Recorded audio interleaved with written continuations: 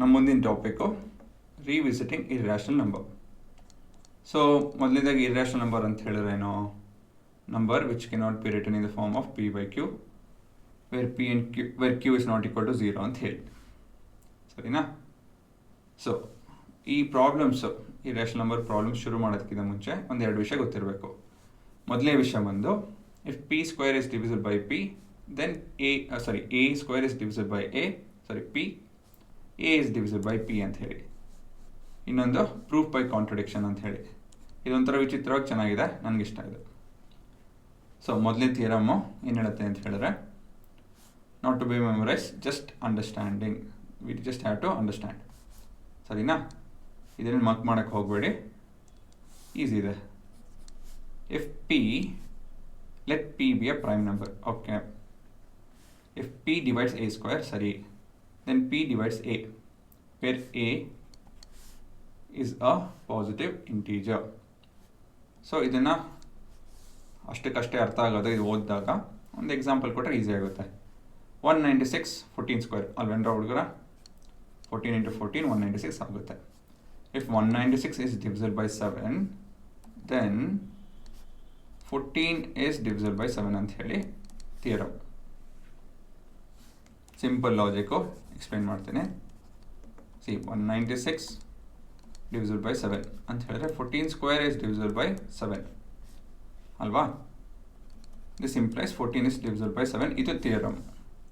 ಏನಕ್ಕೆ ಇದು ನಿಜ ಅಂತ ಹೇಳಿ ಇಲ್ಲಿ ಯೋಚನೆ ಮಾಡೋಣ.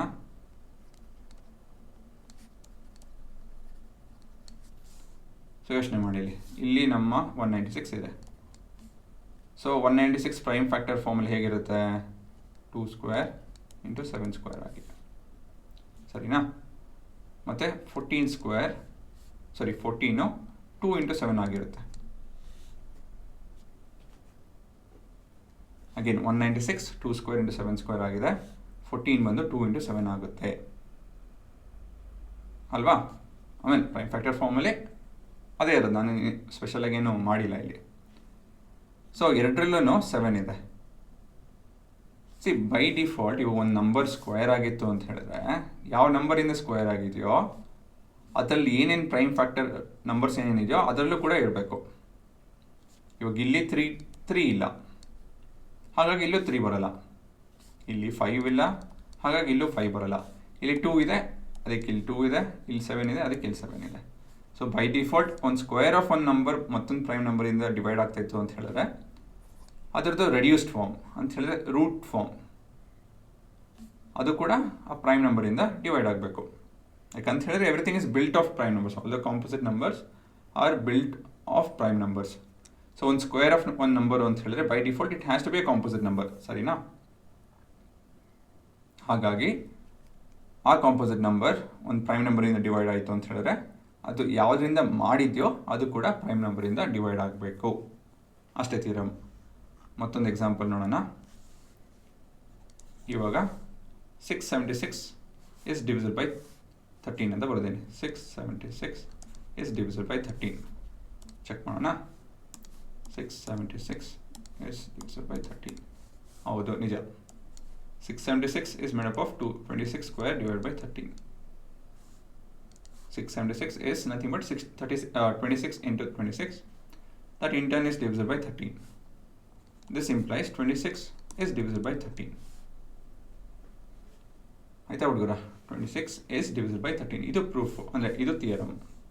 ಪ್ರೂಫ್ ಬಂದು ಅಗೇನ್ ಈ ಥರ ಯೋಚನೆ ಮಾಡಿ. ಆ ನಂಬರ್ ತಗೊಳ್ಳಿ, ಅದು ಪ್ರೈಮ್ ಫ್ಯಾಕ್ಟರ್ ಬಗ್ಗೆ ಯೋಚನೆ ಮಾಡಿ,